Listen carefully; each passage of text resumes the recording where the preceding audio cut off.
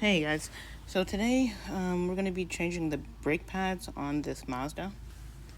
I got my 21mm on my high impact gun, so I'm just going to take these off and go to the caliper.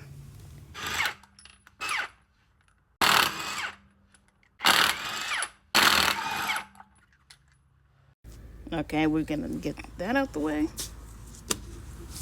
And here we have our brake caliper. Okay, for the bolts on here, they are a size 17.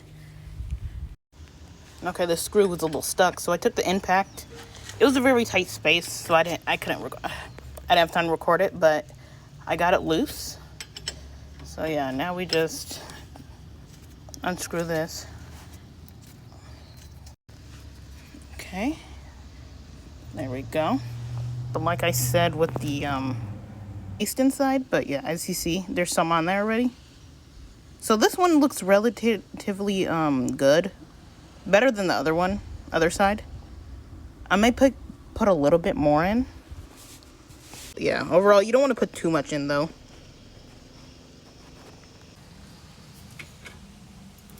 There we go. This one's larger than the other one, the bottom one. Now those two are off. I can just wiggle this off.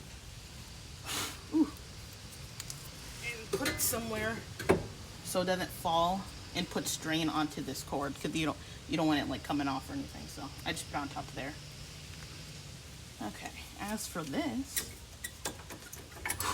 is really dusty. These, I mean, there's a little bit of life left. You see that? You see that little notch right there? I mean, these are almost at the end of its life, so it's good that we're changing these. They're nice and thick right here.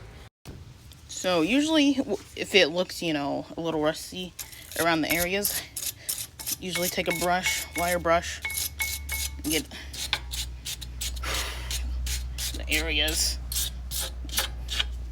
Or I can take these little metal pieces off for where the brakes go, and I'll wire brush all that off. So there's 2 in the front and 2 in the back. Yeah, but cleaning them up really make a difference. Look at that. Still a little bit, but like, look how different they are. Okay, got as much as I could get off of these things. So now let's put them back on. Okay, for these, you want to make sure that these pieces sticking out here go outside